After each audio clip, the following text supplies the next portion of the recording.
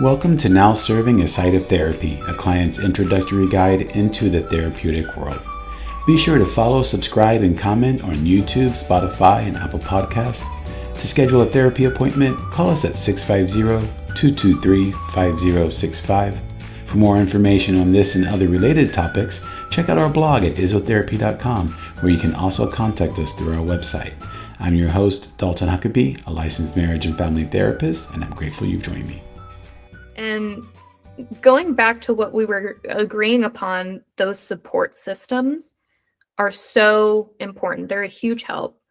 You know, we talk about people assessing themselves, and that right there is a tool. So that's not something we have innately. That's something that sometimes we have to work on and build up to, is to say, what do I need? But being able to assess and say, I need help, that's huge. Even if it's reaching out to a loved one or feeling like they need therapy, just something to support them through the process, because you have to have some therapeutic process to go through the grief. And I want to point out too, I'm not saying get over, I'm saying go through it, because we're not avoiding it. We're not dodging it. We're not pretending it doesn't exist and avoiding. We are going through the murky water and we are processing it. So that way it's not prolonged, it doesn't become complex, and it doesn't lead to health issues. Yeah, absolutely. Yeah. And even just kind of like having this psychoeducation right around how unresolved grief can manifest in your body, right? Sometimes that can be a bit of an impetus enough to kind of like, okay, let's try to see how we can engage in this healing process so that it doesn't linger and cause further matters down the road. Ideally, right? Any other kind of like emotional regulation or coping tools you feel like would be important to discuss? Yeah, going back to that myth about it going away, I think it's important to recognize that grief comes in waves. Some days are calm, others can be immensely overwhelming. And we now understand at this point that there's no correct way to grieve or correct stages. We have to flow through them. Grief is unique to that person and it's different for everyone. So when we think about emotional regulation, we also need to think about what are our triggers. And that can be smells, specific dates, songs, places, even moments of joy. And this can fill our minds with memories, and we think, yeah, I've moved on, but it's still there. And that's why I'm a firm believer that grief is always with us. We just need to learn how to make it a friend rather than a foe. And I have clients that will come in and they say, I don't know what it is, but this month has been the worst month ever. I'm in pain. I am fatigued. I can't go to work. I can't get out of bed. I'm not eating. And I say to them, for example, when did your husband pass? Oh, it was a year ago this month. Yeah, your body keeps that score. Your body remembers, your mind remembers. We may continue on, but there's still a trigger there that causes our body to say, I need something. And in that case, I need rest. It's like, knock, knock, I'm still here, right? Yeah. And that's a good point, because when you were talking about that, it made me think how like I haven't in a long time, thankfully enough, but there was a period of a good at least 10 years where I was having seasonal depression around a particular time of year. And I could see later on down the road how, and talking about it now, how it's directly correlated with an activating event that had happened years prior around that same time. And so again, if it's left unresolved, it's going to carry forward and still, like you said, gentle reminders, right? I'm still here, right? And like you said, well, okay, if we can, with curiosity, right, try to engage with this part to see what would it want to say, right? What does it need and things like this. And oftentimes, as you know, we get a lot of I don't knows, right? But even then, I don't know can be a great place to be because that means that it's open Mhm. and there's options. Exactly. Yeah. We can't control when that grief rises, but even if we're at that, I don't know how to emotionally regulate myself stage, first and foremost, going to see a mental health clinician, awesome step. You'll learn those tools. And, you know, I always have this motto that one coping skill is not going to work for another person. It's not one size fits all. It's kind of like shoes. You got to try them on. You got to see if they feel good, if they help, are they supportive? If not, we're not buying those shoes. We're going to try another pair. And having strength in tools to ride through those grief waves, that's so important. You know, I encourage listeners to sort of create their own emotional regulation coping plan, something to say, when I feel overwhelmed, I can do these things. Ways. Yeah, that's a great idea. Kind of like a safety plan, right? If they feel like they're going to hurt themselves, an emotional plan as part of the grieving process. Yeah. Oh, that's great. I love this idea. Yeah. Yeah. I like to use it as my first aid kit, if you will. When you are hurt in some way, you find that first aid kit. There's bandages, there's gauze, maybe there's ointments in there to help. How can I open up this emotional plan, this emotional kit, and say the ways that I cope are these things and they help? How can I be there for myself? How can I ask for help and support, even though we don't know what we need? As long as we're asking for it and trying to figure it out along the way, that's a step. Yeah, absolutely. And like you said, even if some people might be more doers, right? We as therapists can often kind of have our doer parts come up, right? But so like trying to, like you said, from this IFS lens, trying to be with the part, sometimes that might be too much or people aren't able to be there just yet. And that's okay too. Like you said, let's identify some other things too that might be a little bit more palatable, if you will. Mhm. Absolutely. I think when we are assessing grief and trying to map where it shows up in our bodies, that wave can actually make a lot of sense after we have self-reflection and we ask ourselves these questions, we challenge ourselves to sit with it. It does become easier, but it's not necessarily a time will heal all wounds type of thing. We have to put And it may not necessarily be like this intuitive, like automatic thing that I go to. You know what I mean? It's like, who wants to do that, right? And so that's where having this safe space, right? We talk about the therapeutic space being a safe one, right? That's where having a safe space to guide through that process can be beneficial too.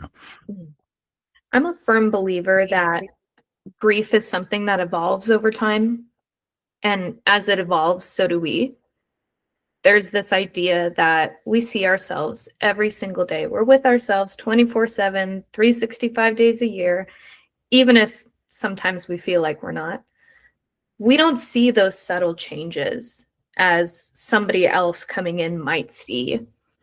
And in the same turn, we don't see those small changes that the grief is evolving with us over time. It's trying to understand it and understanding ourselves that is, I would say, the most complex part of grief that people fear.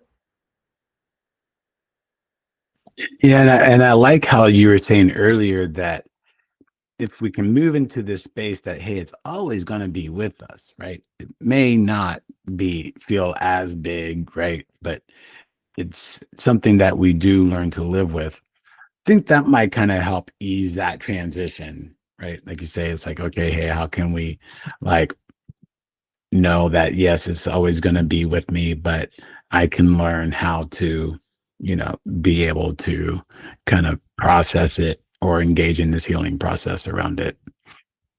Exactly. One big component is trying to understand too, who can hold this grief? Is it me? Is it a partner? Is it a close friend? Is it my therapist? We need to have some kind of container, and understanding too, who do I need boundaries with and what do those boundaries look and sound like? Because boundaries for a lot of people are quite difficult. Then when we're put into this place of grief, which is almost always very unexpected, people don't know how to set those boundaries and to say, I need space, or, give me a couple days, I will return your phone call. Right now, I am with my mom. Those kind of firm but appropriate boundaries can be very difficult. Yeah, absolutely. And I think, and even just being able to allow ourselves to be in that place, to be able to ask for that permission, right? For whatever it is that we need. And I remember like when, shortly after my brother died and my sister-in-law was over and like we were making a collage that we were going to have for the services, a collage of pictures. And I was like you said, numb, right? I was like, I can't make a freaking coffee. Can somebody make a pot of coffee? Like literally just like even just something small as like, you're asking me to do this particular thing. I can't do it. But can someone, but asking them for what I need too. You know what I mean? It's it's pretty just again. So I often kind of circle back to that we are with ourselves the way that we are with other people, right? So if we kind of come in with this kind of prejudgments around, okay, well, you shouldn't be hanging on to it for this long, or it should have been over by now, like whatever it is, right? That's because that's our perception of it. And Mhm. so that's how we're going to perceive other people too. If we can tend to our what's coming up for us, then not only can we have more compassion for ourselves, but then we can also have more compassion for other people and maybe even be that container for them. I love that thought process. That's fantastically said. I couldn't have said it better myself. There's this idea too, I need to be done with grief. It's over. I'm done. Hands off. And it's never going to be over. That's an unfortunate reality of life, but it's learning how to carry it differently. We're growing with it and being able to figure that out. That's when true healing begins. Yeah, I almost kind of liken it to like people will say, "Oh yeah, well I have these scars, they tell a story, right? They're part of me, right?" And it's like, "Oh, I've had these challenging experiences, right, where people may not have seen that it was around grief and loss, but maybe it really was, right?" But again, so there's similar analogies that people think that people are already equating that kind of similar mindset to, right? And that very well extends to grief and loss too, right? Again, just like our past experiences, or past injuries or whatnot are always a part of us, right? So are these aspects of grief and loss. Mhm. Yeah, yeah. So it's already there, right? You just got to, like you said, there can be these avoiding tendencies. How can we lean into it? And, yeah. Mhm.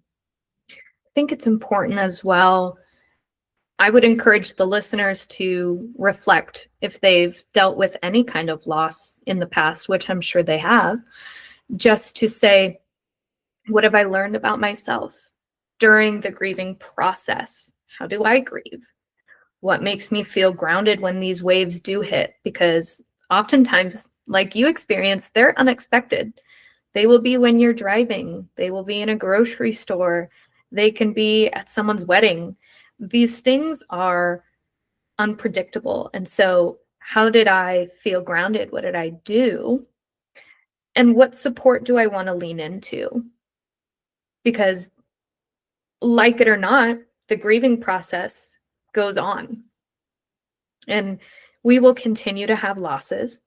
We will continue to grieve.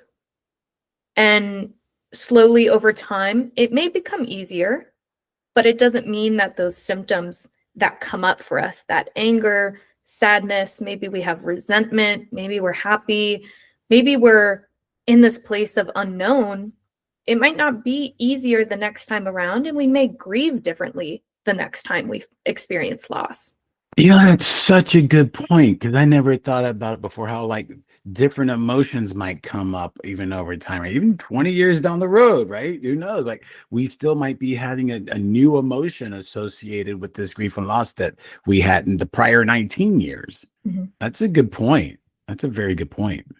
Yeah, I like to think of it in that way.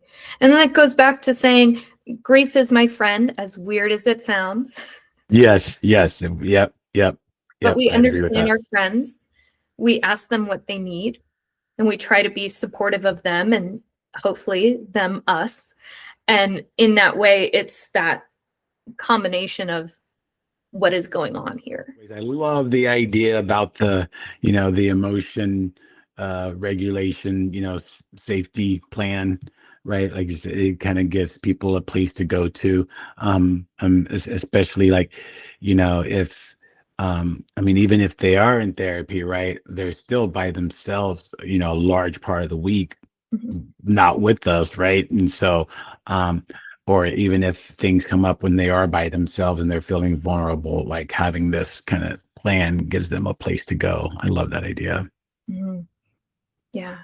It allows them self-efficacy to say, I can do this when you're not with somebody else. Maybe it's nighttime and you're thinking. And that's often when a lot of thinking happens is you're by yourself, you're in bed, it's almost bedtime, and the thoughts hit you. But it's what we're able to do in those moments where you're not with someone else to help you. You have to help yourself. Yeah, and oftentimes that hamster wheel of thoughts, if you will, right, is because we're still seeking answers. So if some of the grief and loss was unexpected, or if it's unresolved, like naturally we're going to try to seek answers. Mhm. So how do we reconcile that, right? That can look different based on the event and the person. Mhm. Well, any other kind of closing thoughts or ideas you have around this kind of important topic as we close? I would say to anybody that's experiencing grief and loss to seek help, even if you feel like you're not ready. And for those that are lucky enough to have not experienced it in their lifetime yet, I encourage you to educate yourself because the time will happen. We will lose people and pets and things and experiences. It will happen. It's inevitable. But learning how to discuss it with other people, appropriate things to say, and also what not to say, and learning before it happens, almost like we're preparing for a disaster. We're prepping that first aid kit, hoping we're not going to need it, but one day we might, and we will have the tools to be able to tackle it. Awesome. Well, I appreciate you sharing these insights and tips and tricks, as it were, right? And we have a resource as well. Um, and yeah, again, I just like to think that, hey, grief and loss can come up in many different ways, right? And and so just kind of continuing to establish that mind body awareness so that we can continue to be with ourselves and in these compassionate ways, so that we can try to be with others in the same. So Mhm. I appreciate you kind of showing up and talking about this today. I think that, as part of this podcast, we try to think, with these kind of seemingly big topics, right? Like we're just kind of hitting some of the bullet points, and yet at the same time, it kind of gives people some kind of make you go, you know what I mean? Kind of some things to think about, or maybe even some areas to kind of support and guide when if they are going through this. Mhm. So thank you again. I really appreciate your time. Of course, it was a pleasure. And of course, I think if any other grief questions come up or topics around loss, there's always more layers. So we can always do more episodes and go more in depth. Love that. Love that. All right. Well, I will likely take you up on that. So don't be surprised if I do. Thanks for tuning in this week. Be sure to listen to our next episode as we explore various aspects of how to show up for ourselves and others by tending to our own mental and emotional well-being.